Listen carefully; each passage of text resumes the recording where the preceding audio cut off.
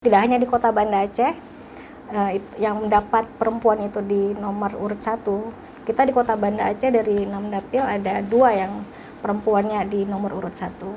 Kemudian di kabupaten kota lainnya juga ada beberapa. Karena itu tadi saya bilang, kalau di Partai Golkar sendiri kita concern terhadap keterlibatan perempuan di politik. Kalau misalnya saya sembako, kos politik saya lebih tinggi.